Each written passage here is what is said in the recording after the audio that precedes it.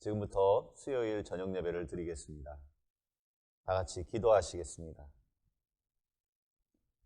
사랑하는 하나님, 오늘도 각자 있는 처소에서 예배 드릴 수 있게 해주셔서 감사합니다. 오늘 우리가 있는 곳에서 예배 드릴 때 주님 그곳에 임재하여 주시고 위로와 소망이 넘치게 하여 주옵소서. 지금 온 땅이 어려운 시기를 보내고 있습니다. 고난 중에도 인내와 소망을 갖게 하시고 죄에서 돌이켜 주님께로 나올 때 이 땅이 깨끗이 치유되는 역사가 있게 하여 주옵소서. 그래서 다시 주의 백성들이 성전에 모여 함께 찬양하며 예배 드리는 그날이 속히 이르게 하여 주옵소서. 이제 손흥석 목사님 말씀 전해 주십니다.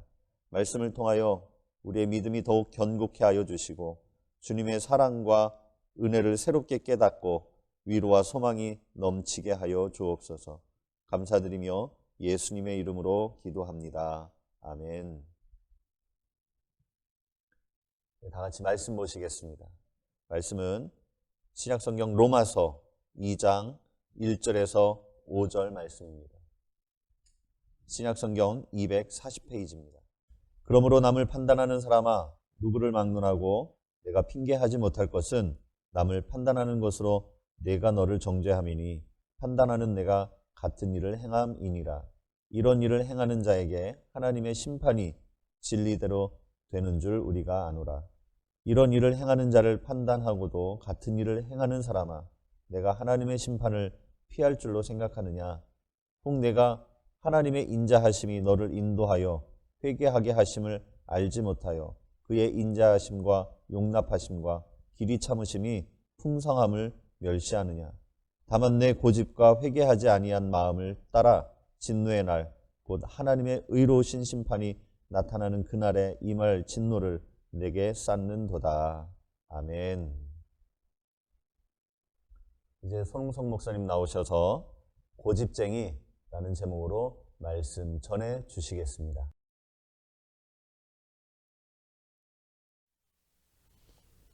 할렐루야, 반갑습니다. 오늘 하루도 잘 지내셨죠? 주님께서 우리 교우들에게 예비하신 은혜 부어주시기를 주님의 이름으로 축원합니다. 우리 옛말에 씨도 안 먹힌다 그런 말이 있어요. 씨도 안 먹힌다. 저는 맨 처음에 이 씨라는 말을 듣고 씨앗, 봄에 씨앗을 뿌리는데 그 씨앗인 줄 알았더니 그게 아니고 어원을 찾아보니까 옛날에 천을 짤 때 배틀이라고 하는 그런 기계로 천을 짰지요. 그때 실이 교차하면서 천이 짜지는데 세로줄을 날줄이라 그러고요. 가로줄을 씨줄이라 그래요. 그래서 세로줄 이렇게 해놓고 가로줄인 씨줄을 넣을 때 이 씨줄이 잘 들어가야 천이 짜지는데 이 가로줄인 씨줄이 잘 들어가지 않으면 천을 짜기가 어렵습니다. 그때 나온 말이 씨도 안 먹힌다 그런 말이에요. 이 말은 사실은 뭐 천을 짤 때 사용된 말이긴 하지만 의미는 마음이 다쳐서 어떤 의견을 받아들이지 못하는 그런 사람들을 일컬을 때 쓰던 말이 씨도 안 먹힌다 그래요. 어원은 다르지만 씨앗을 심는 것도 마찬가지 같아요. 우리 성경에 씨 뿌리는 비유가 있죠. 거기 첫 번째 나오는 밭이 길가가 있어요. 아주 단단하게 굳어서 씨를 뿌려도 씨가 심겨지지 않아서 결국은 새들이 와서 그 씨를 다 먹게 됐다. 그런 말씀도 우리가 기억하고 있습니다. 저는 뭐 그렇게 비유를 연결해도 틀리지 않으리라 생각합니다. 때때로 목회를 해보면 주님의 복음을 전해도 마음이 아주 단단히 굳어져서 정말 씨도 안 먹히는 분, 씨가 안 먹히는 분들을 만날 때가 있어요. 아이고 저분이 저렇게 마음이 단단히 굳어져서 어떻게 복음을 받아들이고 예수 믿고 구원을 받을 수 있을까 걱정되는 분들이 종종 있지요. 근데 신기하고 놀라운 것은 사람의 힘으로는 참 불가능해 보이는데 하나님이 그 마음을 만지시면요, 그 마음이 열려서 복음을 받아들이고 하나님의 말씀을 따라 사는 그런 복된 사람이 되는 것을 볼 때가 많이 있습니다. 아마 그것은 저나 여러분도 동일한 그런 고백이 아닐 수 없어요. 오늘 이 시간에 주님의 만지시는 은혜가 우리의 마음을 활짝 열게 하시고, 그래서 그 주의 말씀을 잘 받아들여서 씨도 안 먹히는 사람이 아니라 말씀을 받아들여서 열매를 맺는 복된 인생들이 다 되기를 주님의 이름으로 축원합니다. 수요일마다 철로역정이라는 책의 주제를 따라 설교하고 있어요. 첫 번째 시간에 성도의 길, 삶이라고 하는 것은 순례자의 길이다, 나그네 신세다, 그런 말씀을 드렸습니다.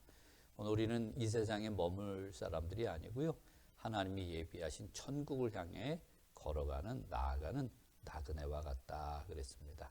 그래서 외롭거나 쓸쓸하지 않아요. 왜냐하면 우리는 갈 곳이 주님이 예비하신 본향 천국이기 때문이다 그랬고요.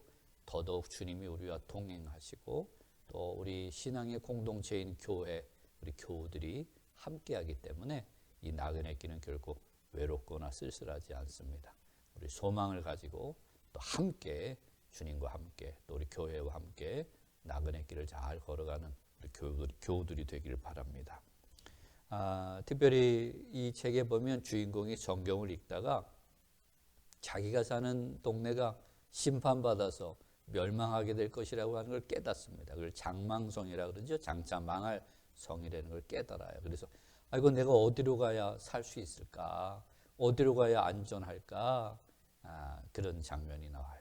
그것을 구도자의 길이다라는 말씀을 드렸어요. 순례자의 길, 그 다음에 구도자의 길. 어디로 가야 살 수 있을까? 오늘 우리들은 늘 그것을 소망하며 살아야 되고요. 구도자의 그런 마음을 잃어버려서는 안 되죠. 자, 이런 구도자에게 전도자가 찾아왔어요. 그래서 당신이 가야 될 방향이 이곳입니다. 그래서 방향을 일러주죠. 그래서 밝은 빛이 있는, 좁은 문이 있는 그런 방향을 일러줘서 방향을 잡고 출발하는 그런 이야기가 나와요. 자, 이제 주인공이 자기가 살던 성을 떠나서 천국, 영원한 생명의 집을 향해 출발한다고 하는 이야기를 듣고는 동네 사람들이 난리가 났습니다. 그래서 몇 사람을 대표로 뽑아가지고 저 사람 다시 데리고 와야 된다고, 주저앉혀야 된다고. 그래서 쫓아온 사람들이 있었어요. 그 중에 한 사람이 고집쟁이입니다. 고집쟁이가 쫓아와서 너 어디로 가는데 이 동네를 떠나느냐? 그렇게 물어보죠. 그래서 주인공이 이곳은 장차 심판받아 멸망할 성이라서 나는 영원히 안전한 그런 성을 향해 출발하는 것이다. 그러니 너도 같이 가자. 그렇게 권면해요. 그러나 고집쟁이는 받아들이지 않습니다. 지금 내가 살고 있는 이 성이 얼마나 편안하고 안전하고 즐겁고 행복한데 난 여기 지금 만족해. 그래서 떠날 생각이 없어. 너나 가. 그리고는 함께 가지 않은 사람, 그가 바로 고집쟁이라고 하는 그런 인물을 철로역정은 소개하고 있어요. 여러분은 어떠신지 모르겠어요. 제가 목회해 보니까요, 한 고집 없는 분은 한 명도 없는 것 같아요. 누구나 다 고집이 있습니다. 고집이 나쁜 건 아니에요. 그걸 다른 말로는 신념이라 그러죠. 신념이 나쁜 건 아니에요. 사람이 신념이 있어야 돼요. 나름대로 고집도 있고 좀 그럴 필요가 있습니다. 그러나 고집을 부려야 할 때 부리면 그게 좋은데 고집을 부리지 말아야 될 때 부리면 참 어리석은 사람이 될 수 있어요. 오늘 로마서 2장에 있는 말씀을 읽었어요. 로마서 전체의 주제는요, 1장 16절과 17절 말씀에 아주 유명한 말씀이죠. 최근에도 설교 시간에 몇 번 등장했던 말씀인데 로마서 1장 16절과 17절이 로마서의 주제와 같은 말씀이에요. 이런 말씀이죠. 내가 복음을 부끄러워하지 아니하노니 이 복음은 모든 믿는 자에게 구원을 주시는 하나님의 능력이 됨이라. 먼저는 유대인에게요 그리고 헬라인에게로다. 복음에는 하나님의 의가 나타나서 믿음으로 믿음에 이르게 하나니 기록된 바 오직 의인은 믿음으로 말미암아 살리라 함과 같으니라. 아멘. 복음을 하나님이 우리에게 주셨습니다. 복음은 예수 그리스도십니다. 예수 그리스도를 하나님 보내주셨어요. 누구든지 그 예수님을 구주로, 구세주로 믿고 의지하면 구원을 얻게 하신다고 하는 그런 은총이 복음에 담겨져 있는 그런 은총이에요. 누구든지 예수를 믿으면 구원을 얻는다. 공평하신 하나님의 은총이죠. 누구든지 모든 사람 하나님 다 구원하기를 원하세요. 반대로요. 반대라고 하는 표현은 좀 어색하지만 고집을 부리고 그 누구라도 고집을 부리고 복음을 받아들이지 않는다면 그에게는 심판과 진노가 있을 것이다. 이것 역시 공평한 그런 하나님의 진리예요. 그런데 로마서 2장 오늘 1절로 5절 말씀을 읽었는데 유대인들에게는 고집이 있었어요. 자기 나름대로는 신념이고 확신이지요. 자기들은 이미 천국 백성이라는 거예요. 자기들은 뭘 해도 하나님의 자녀라는 얘기입니다. 그래서 걱정이 없다는 거예요. 그리고는 이방인들을 정죄하고 비난하는 그런 일을 해왔어요. 그것을 바라보고 사도 바울이 자기들이 이방인들을 정죄하고 비난하는데 사실은 유대인들도 똑같은 죄를 범하고 있으니 그들도 하나님 앞에 진노를 피할 수 없을 것이다. 그러니 주님이 주신 이 복음을 받아들이고 고집을 그만 부리고 회개해야 구원을 얻게 될 것이다 라는 말씀이 오늘 로마서 2장 1절로 5절까지의 말씀이에요.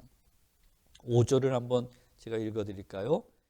다만 네 고집과 회개하지 아니한 마음을 따라 진노의 날 곧 하나님의 의로우신 심판이 나타나는 그날에 임할 진노를 네게 쌓는도다 그랬어요. 고집을 부려서 회개하지 않는 사람들은 장차 하나님 앞에 진노를 쌓는 것과 같은 일이다. 그러니 하나님이 인내하고 기다리시는 이때에 빨리 고집을 그만 부리고 회개하는 게 너희들이 생명을 얻고 복을 받는 길이다. 그런 말씀이 5절에 있는 말씀이에요. 오늘 이 로마서가 기록될 때에 로마서의 주된 그런 뭐라 그래야 되나요? 말씀을 듣는 사람들, 이런 사람들이 두 종류의 사람들이 있었어요. 하나는 헬라인이고요. 하나는 유대인이에요. 이 사람들에게는 특징이 있고 나름대로의 신념과 고집이 있었어요. 헬라인들은 뭘 강조했냐면 지식, 우리가 보통 헬라 철학 그러잖아요. 철학. 그 사람들은 지식, 지혜 이런 걸 아주 중요하게 여겼습니다. 그래서 쉽게 말하면 지식으로 천국 갈 수 있다. 그렇게 확신하고 살았던 사람들이 헬라인들이고요. 유대인들은 오늘 우리 로마서에 잘 표현되어 있는 것처럼 표적을 중요하게 여겼고요. 능력을 중요하게 여겼던 사람들이 유대인들이에요. 그래서 자기들이 애쓰고 힘써서 공을 많이 세우면 천국 갈 수 있다. 그걸 공로주의라고도 할 수 있고요. 율법주의라고도 할 수 있습니다. 이게 헬라인과 유대인들이 가지고 있는 확신이에요. 그래서 지식이 많으면, 지혜가 많으면 천국 갈 수 있다. 아니다. 좋은 일, 선한 일 이런 거 많이 하면 천국 갈 수 있다. 이게 유대인들이 가지고 있는 확신이죠. 그러나 오늘 교회는 그들에게 복음을 선포합니다. 그거 아니고 예수 그리스도를 믿어야 천국에 갈 수 있는 거야. 이렇게 복음을 제시했어요.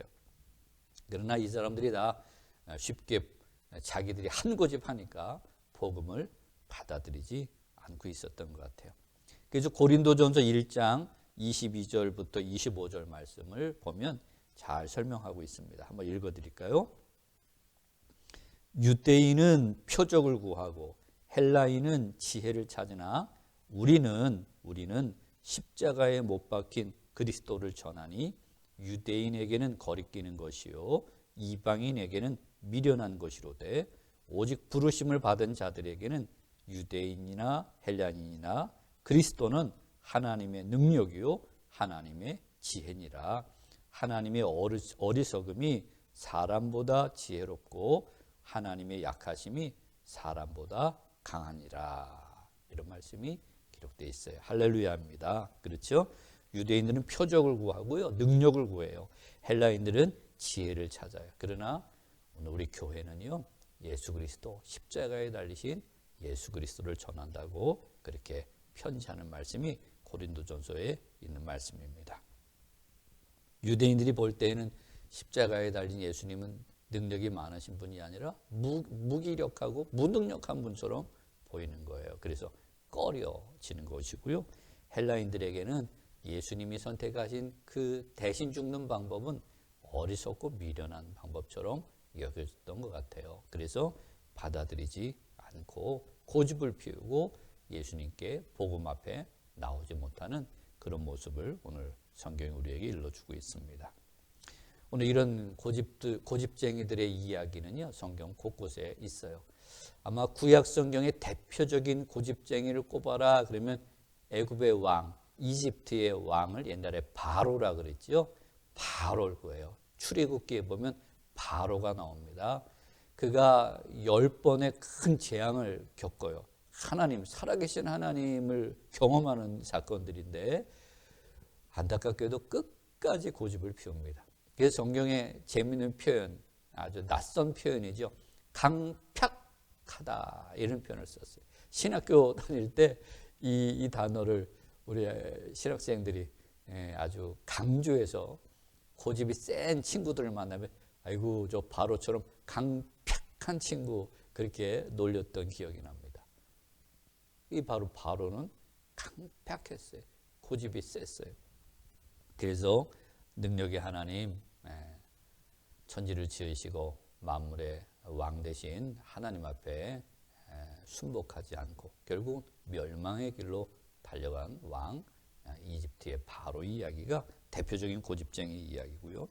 신약 성경에서 꼽아라 그러면 몇 사람 있는데 뭐 예를 들면 사도 바울, 또 가룟 유다. 저는 가룟 유다를 꼽고 싶어요. 가룟 유다는 예수님이 제자로 택해 주셨지만 처음부터 마음을 이렇게 열지 않았던 아주 자기 나름대로의 고집, 신념, 확신 뭐 이런 걸 가지고 예수님을 따랐던 사람이에요.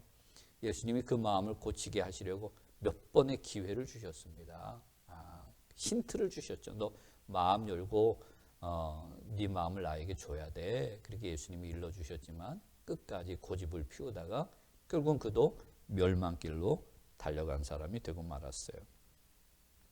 여러분, 교회 또 우리의 신앙이라고 하는 게 무엇인지 한번 돌아보셔야 됩니다. 교회는요, 자기 신념을 가지고 사는 사람들이 모이는 곳이 아니에요. 교회는요, 신앙을 가지고 사는 사람들이 모이는 곳이 교회입니다. 신념은 뭐고 신앙은 뭘까? 신념은 자기 지식과 경험에서 나오는 것이 신념이에요. 자기 생각, 자기 지식, 자기 경험에 근거해서 살아가는 사람을 신념의 사람이다. 그렇게 말할 수 있고요. 신앙의 사람은요, 신앙의 사람은 하나님의 말씀을 붙들고 사는 사람들을 신앙의 사람이다. 그렇게 이야기해요. 가장 좋은 예로 베드로, 예수님의 제자 중에 베드로가 있죠. 베드로를 예를 들면 좋을 것 같아요. 베드로는 어부라고 성경에 소개하고 있습니다. 어부. 고기 잡는 일의 전문가죠. 전문가. 어떤 사람들이 신념이 강하냐면 전문직에 있는 사람들. 그렇죠? 좀 안 좋은 표현으로는 꾼이라 그래요. 꾼. 그 나름대로의 전문성을 가진 사람들은 아주 신념이 강해요. 확신이 강합니다. 또 교회에 이렇게 보면 어떤 분들이 고집이 또 세냐 하면 하나만 아는 분들이 아주 고집이 세요. 둘을 알고 셋을 아는 분들은 그래도 이렇게 유연성이 있고 융통성이 있는데 하나밖에 모르는 분들을 만나면 아주 그 고집이 어마어마합니다. 베드로는 고기 잡는 거 하나밖에 모르는 사람이에요. 나름대로의 확신이 있는 거예요. 고기는 이렇게 잡는 거야. 저희 아버님이 아직 계시는데 저희 아버님은 낚시꾼이에요. 낚시꾼. 아마 제 기억에 제가 알기로는 아주 어렸을 때부터 낚시를 시작하셔서 평생을 낚시를 하신 분입니다. 이 낚시꾼도요 신념이 있어요. 신념. 나름대로 확신 이런 게 있으세요. 어렸을 때 낚시하는 아버지를 따라 낚시터에 가면 자주 가던 낚시터는 안 그런데 처음 가는 낚시터를 가면 그 낚시터에 있는 매점에 들려서 이것저것 뭐 밑밥도 사고 간식거리도 사시면서 거기 주인한테 물어봐요. 항상 이 낚시터에서 어디가 고기 제일 잘 나오는 자리예요? 물어봐요. 그러면 그 매점 주인이 제가 봐도 아주 신바람이 나서 나와가지고는 설명을 해줍니다. 저기 다리 보이죠? 다리 왼쪽에 30m만 더 올라가면 거기가 고기 잘 나오는 자리라고 알려줍니다. 어제도 거기서 월척 잡았다고 누가 일러줘요. 어린 마음에 저는 그 얘기를 들으면 저희 아버님이 100% 그 자리로 가실 거라고 생각을 해요. 근데 가게를 매점을 나오는 순간 저희 아버님은 이렇게 쫙 낚시터를 한번 둘러봐요. 요새 젊은 사람들 표현으로 스캔한다 그래요. 스캔. 쫙 스캔해 보시고는 그 매점 주인이 이야기한 곳으로 가셨던 기억이 제 기억엔 한 번도 없어요. 다 늘 저쪽으로 가자. 그리고는 자기 나름대로 판단하셔서 자리를 찾는 그런 일을 본 경험이 많이 있어요. 그래서 꾼들은요, 신념이 있어요. 물론 저희 아버님 낚시를 많이 하셔서 대부분 고기를 많이 잡으시지만 때때로는요, 허탕 칠 때도 많이 있으셨어요. 예. 자, 신념은 그런 한계가 있는 거죠. 베드로는 고기 잡는 꾼입니다. 나름대로 고집이 있고 신념이 있는데, 거기다 대고 예수님이 야, 깊은 데로 가서 그물을 던져라. 다짜고짜 아침에 그렇게 말씀을 하셨어요. 이게 웬만하면 자기 고집을 딱 내세웠어요. 뭔 소리를 하십니까? 지금은 깊은 데로 자리 어디에다 그물을 내려도 고기 잡는 시간이 아니에요. 그렇게 거절을 할 만도 한데 베드로가 대답을 잘했지요. 제가 밤새도록 그물질했지만 고기 한 마리도 못 잡았습니다. 내 신념을 가지고 그물질했지만 허탕쳤습니다. 그러나 주의 말씀이오니 제가 그리하겠나이다. 그리고는 가서 그물을 내렸는데 고기를 많이 잡았죠. 그리고는 깜짝 놀란 거예요. 이 예수님이 보통 분이 아니구나. 이 예수님이 하나님이 보내신 분이시구나. 그걸 깨닫고 주님 앞에 무릎을 꿇었어요. 고집센 사람은 누구 앞에 무릎을 꿇지 않습니다. 네, 베드로가 자기 고집과 신념을 내려놓고 주의 말씀대로 그렇게 순종하고 주님 앞에 무릎을 꿇었어요. 이것이 저와 여러분들이 해야 될 그런 모습이고요. 걸어가야 될 길인 줄 믿습니다. 이걸 신앙이라 그래요. 신앙. 내 고집, 내 신념, 내 확신, 이거 다 중요하지만 그것보다 더 중요한 게 있는데 그것은 주님의 말씀이요, 주님의 뜻인 줄 믿습니다. 그러니 주님과 주님의 뜻 앞에, 주의 말씀 앞에 우리의 고집을 꺾고 무릎을 꿇고 순복하는 것, 그것이 참된 신앙의 자세요, 복된 길인 줄 믿습니다. 그러나 교회 다니는 분들 주변에는 만만치 않은 고집쟁이들을 만날 수 있습니다. 그렇죠? 복음을 아무리 전해도 도대체 꺾이지 않을 것 같은 분들을 만날 때가 있어요. 그때 우리는 자칫 절망할 수도 있습니다. 절망. 아이고, 저분은 아무리 복음을 전해도 교회 안 나올 것 같아. 제가 목회했던 기쁨교회 첫 번째 장로님이 계세요. 근데 그분이 제가 지하실에서 목회할 때 첫 번째 교인이나 다름이 없는 분이에요. 그분이 처음 교회에 나왔을 때 첫인상이 어땠냐면, 이분은 예수 안 믿을 것 같아. 이게 목회자가 가질 마음은 아닌데, 그분을 처음 보는 순간, 이분은 예수를 안 믿을 것 같은데, 못 믿을 것 같은데, 이런 마음이 들 정도로 아주 강한 인상이었어요. 그런데 그분의 고집, 그분의 신념, 이런 걸 꺾고 신앙의 길을 걸어갈 수 있도록 도우신 분이 있습니다. 역사하신 분이 계세요. 그분이 바로 성령 하나님이신 줄 믿습니다. 성령 하나님이 일하시면요, 꺾이지 않을 고집은 없어요. 저는 이 고집 이야기를 이렇게 떠올릴 때마다 생각나는 사건은요, 여리고성이 무너지는 사건입니다. 하나님의 뜻을 따라 하나님의 나라를 세우기 위하여 하나님이 이스라엘 백성들을 가나안 땅으로 이제 진격시키는 때지요. 그런데 첫 번째 성을 만났는데 그게 여리고성이에요. 아주 크고 견고한 성입니다. 그런데 문이 견고하게 닫혀 있어요. 그래서 이 성을 무너뜨릴 길이 없습니다. 인간의 힘으로, 이스라엘의 힘으로는 이 단단히 닫힌 여리고성을 열 길이 없고요, 무너뜨릴 수 있는 방법이 안 보였어요. 절망적입니다. 안 될 것 같아요. 그런데 놀랍게도 여호수아와 이스라엘 백성들이 하나님의 명령을 따라 여리고성을 돌지요. 낙심하지 않고 하나님을 찬양하며 하나님을 기대하며 하나님께 기도하며 여리고성을 돌았어요. 어떻게 저렇게 할 수 있었을까? 이해가 안 가잖아요, 방법이. 근데 그 여리고성 사건 일어날 때 꼭 바로 앞에 있는 성경 말씀을 읽어보면 이해가 될 만한 사건이 있습니다. 이 여호수아도 여리고성 앞에서 걱정이 됐는데 한 사람을 만났어요. 칼을 든 사람을 만납니다. 이제 전쟁이 벌어지는 그런 시간이 가까웠는데 칼 든 사람을 만났으니 놀랬지요. 그래서 정체가 뭐냐 그렇게 물어봐요. 그랬더니 그 칼 든 사람이 나는 하나님이 보내신 하나님의 군대 장관이다. 하나님이 보내신 천사들의 총사령관이다. 그런 뜻인 거예요. 하나님이 보내셔서 지금 왔다. 그런 얘기입니다. 앞에 견고한 여리고성이 놓여 있어서 저걸 어떻게 무너뜨릴 수 있을까 걱정하고 있었는데 걱정할 게 아닌 거예요. 누가 군대장관을 보내셨냐면 하나님이 그 여리고성을 무너뜨릴 군대장관을 이미 파견을 하신 거예요. 그래서 하나님이 일하고 계신 거예요. 하나님이 역사하고 계신 거예요.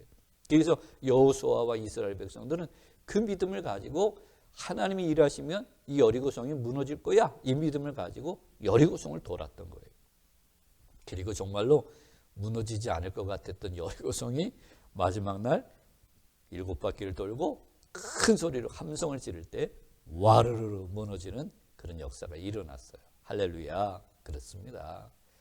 우리 심으로는요, 고집쟁이들 만나면 아유 저 사람 어떻게 하지? 큰일 났네. 저 사람은 죽어도 예수 안 믿을 것 같아. 근데 너무 낙심하지 마십시오. 소망을 가지세요. 하나님이 계십니다. 사람의 마음, 고집을 깨트릴 수 있는, 그 고집을 뚫고 들어올 수 있는 우리 주님이 계시다고 하는 사실을 잊어서는 안 될 줄 믿습니다. 고린도후서 10장 4절과 5절 말씀에 이런 말씀이 있어요. 제가 읽어드릴게요.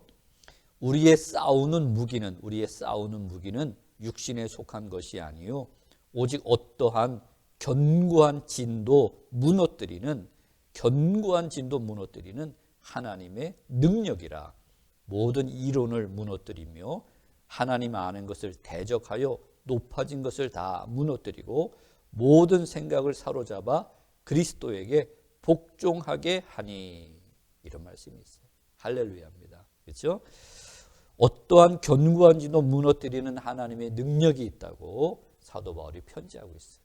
그러니 여러분 가족들 중에, 여러분 주변 사람들 중에 아주 고집이 세서 주님을 받아들이지 않는 분이 있다면 낙심해서는 안 됩니다. 우리에게는 어떠한 견고한 진도 무너뜨리시는 하나님의 능력이 하나님이 계시다고 하는 사실을 믿으시고요.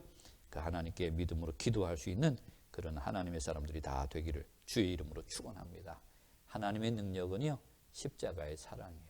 십자가의 사랑을 만나면 그 어떤 마음도 다 무너지고 무장해제가 되는 역사가 일어날 줄 믿습니다. 여러분들도 아시는 분 중에 이어령이라고 하는 박사님이 계세요. 선생님, 또 장관도 하셨던, 또 교수도 하셨던 그런 분이죠. 이 이어령 박사님은 앞에 수식어가 붙더라고요. 시대의 지성이라는 수식어가 붙어요. 시대의 지성. 우리가 사는 이 시대에 가장 지적인 분이다. 그런 표현인 것 같아요. 가장 지적인 분. 이 이어령 박사님의 부인은 모태신앙이시나 그러실 거예요. 그래서 결혼을 했어도 이 남편에게 복음을 전하고 전도를 많이 했대요. 그러나 받아들이지 않았어요. 왜냐하면 이 이어령 박사님 지성인입니다. 그래서 교회를 가만히 들여다보고 교회 다니는 사람들을 가만히 보니까 예수님의 가르침과 교회 다니는 사람들의 삶이 다른 거를 봤던 모양이에요. 분석해낸 거죠. 찾아낸 거예요. 그래서 저렇게 엉터리들이 모이는 교회라면 나는 다니지 않겠다. 자기의 지적인 판단을 가지고 그리고는 고집을 내세운 거예요. 그래서 교회를 다니지 않고 복음을 받아들이지 않았죠. 그런데 이분의 표현대로 하면 자기 해체가 일어났어요. 자기 해체. 그 신학적으로는 사실은 자기 개방이라는 표현을 많이 쓰는데 이분은 자기 해체를 경험합니다. 저는 그걸 이렇게 표현하고 싶어요. 그가 붙들고 살아왔던 신념이 와르르르 무너지는 경험인 거예요. 와르르르 무너지는 경험. 어떤 경험을 통해서 했냐면 그분에게는 사랑하는 딸이 있죠. 나중에 이제 목사 안수를 받으셨는데 이민아라고 하는 목사가 그분의 딸이에요. 근데 이분이 큰 병을 앓고 그 자녀도 손자도 병을 앓고 가족들이 아픈 그런 경험들을 통해서 이혜령 박사가 무너지는 경험을 합니다. 학문이 태산 같고 지성이 초롱성 같았던 분인데 마치 여리고성 무너지듯이 이혜령 박사의 마음이 무너졌어요. 자기 해체, 자기 개방을 가져옵니다. 그리고 세상에 지식이 전부가 아니라는 걸 깨닫게 되는 것 같아요. 지성보다 더 중요한 게 있는데 그게 바로 영성이구나. 하나님을 향해 나가는 것, 하나님의 뜻을 행하는 것, 하나님의 마음을 아는 것, 이게 더 중요한 일이었구나. 그걸 깨달아요. 그분이 한 5년 전인가 쓰신 책 중에 이런 제목이 있어요. 딸에게 보내는 굿나잇 키스. 딸에게 보내는 굿나잇 키스라고 하는 그런 책이 있어요. 이혜령 박사는 젊어서부터 책 읽기를 좋아하셨대요. 공부하는 걸 좋아한 거죠. 그러니까 지적인 걸 아주 중요하게 여겼던 모양이에요. 그래서 열심히 날마다 낮이고 밤이고 공부를 했어요. 젊은 시절이니까 그 딸도 어릴 때죠. 그 딸이 밤에 잠자기 전에 아빠 방에 문을 두드리고 들어와서 문을 열고 문 앞에 서 있는 거예요. 아빠 불러요. 그 딸이 아빠 부르는 이유는 하나인 거예요. 굿나잇 키스를 받으려고. 우리 딸 잘 자라. 그리고 아빠가 딸의 뺨에 뽀뽀해 주기를 기다리면서 문 앞에 있는데 이 아빠 이혜령 박사는 뒤도 안 돌아보고 그죠. 공부하는 일에만 열정을 했던 것 같아요. 그리고 그 딸이 병이 들어서 젊은 나이에 죽죠. 그 딸이 천국으로 돌아간 후에 그 모든 것들을 돌아보면서 이혜령 박사님이 많이 후회가 됐던 것 같아요. 정말로 중요한 게 세상에 많은데 지식을 얻는 것보다 더 중요한 것들, 가치 있는 것들이 많은데 가족에 대한 사랑, 자식에 대한 사랑, 생명에 대한 소중함 이런 것들이 다 있는데 더더욱 영적인 것, 신령한 것 이런 것들이 있는데 그런 것들을 모르고 오직 지적인 것만 추구했던 자기를 돌아보면서 아쉬워하면서 이제 천국으로 간 딸에게 굿나잇 키스를 보낸다고 그렇게 글을 쓴 책이 있습니다.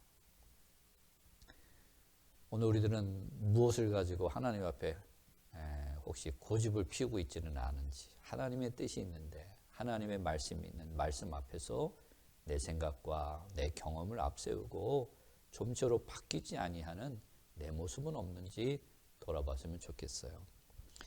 호세아서 10장 12절에 보면 너희는 자기를 위하여 공의를 심고 인애를 거두라.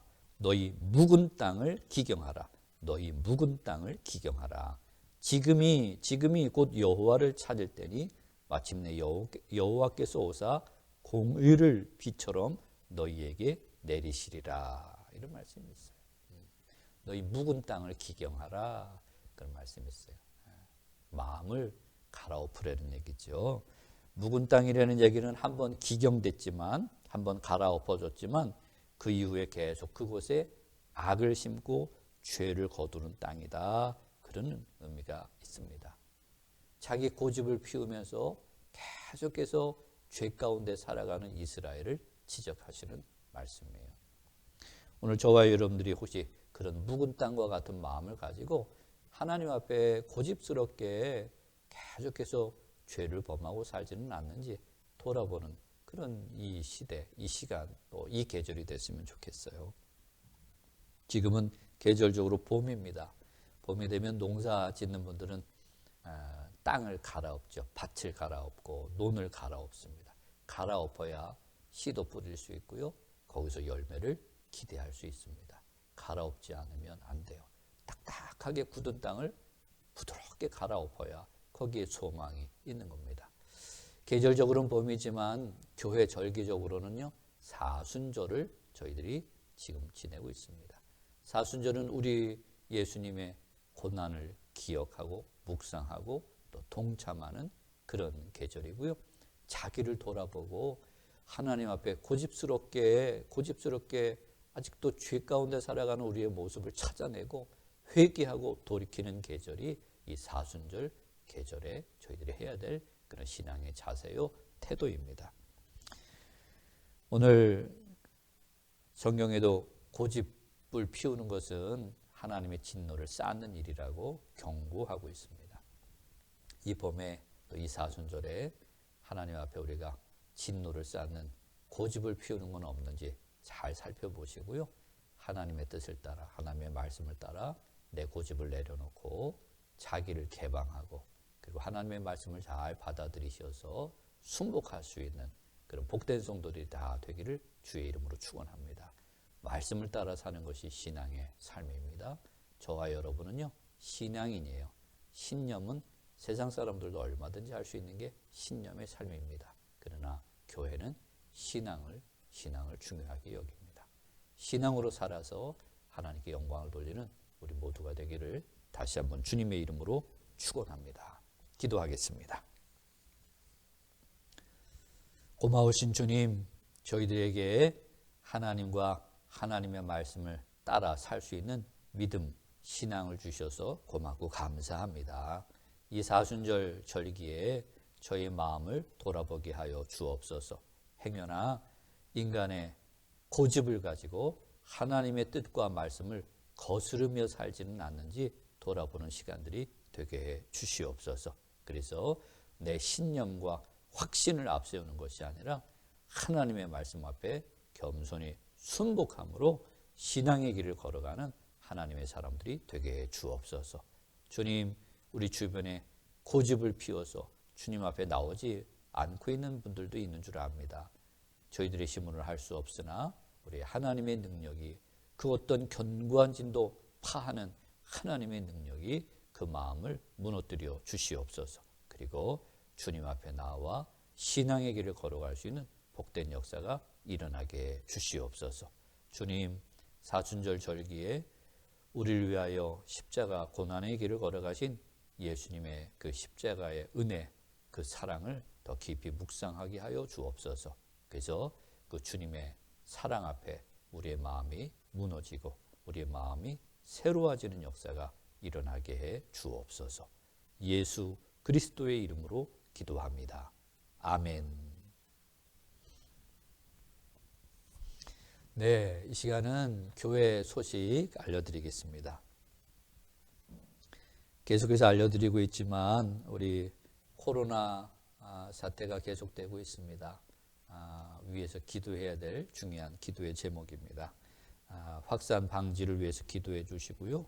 또 고생하고 있는 환자들, 또 애쓰고 있는 우리 의료진들 하나님 힘 주시기를, 또 공무원들, 또 우리 당국 하나님이 지혜를 주시고 감당할 수 있는 힘을 달라고 하나님께 마음을 모아 기도해 주시길 바랍니다. 또 개인적으로는 개인 위생 잘하고 계시리라 믿지만 철저하게 개인 위생 해주시고요. 또 요새 우리 캠페인 하고 있지만 사회적 거리 두기 캠페인 가능하면 모이지 않는 그런 지혜를 발휘해 주시기를 또한 부탁을 드립니다. 교회도 계속해서 교회에 모여서 예배 드리긴 어렵게 됐습니다. 그래서 여러분 이해해 주시고요. 대신에 영상으로 우리 예배 드릴 수 있도록 도움을 드리고 있습니다. 여러분 가정에서 또 있는 곳에서 시간을 맞추셔서 영상 예배에 잘 참여해 주시고요. 또 영상 예배에도 하나님이 기뻐 받으시는 예배입니다.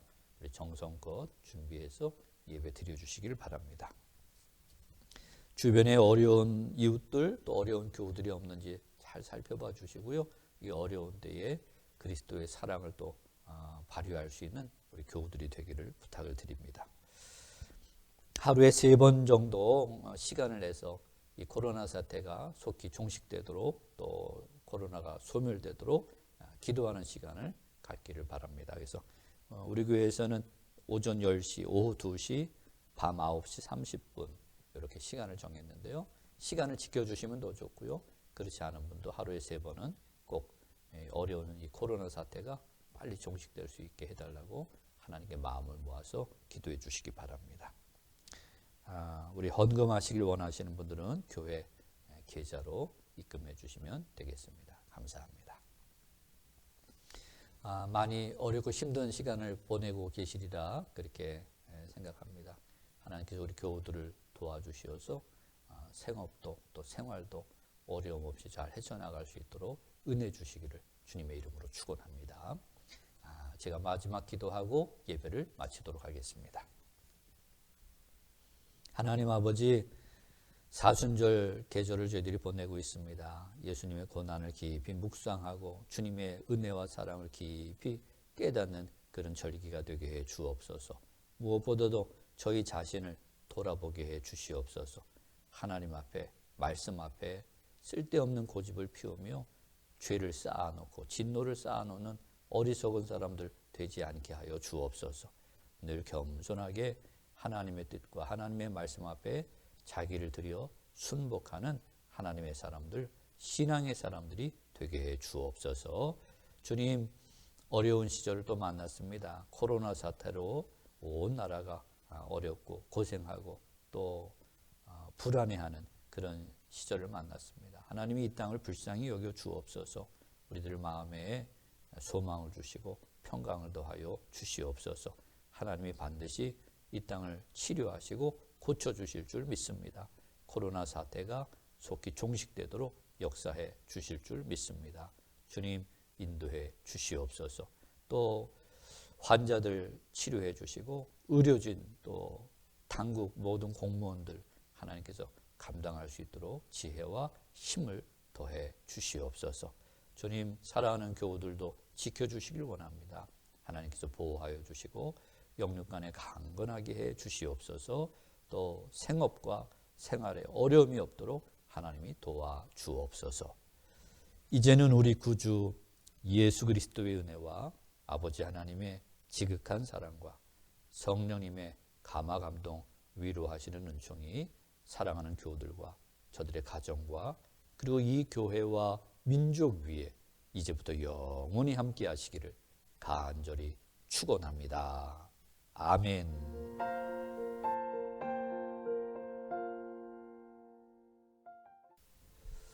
네, 예배를 마칩니다. 여러분들 평안하십시오.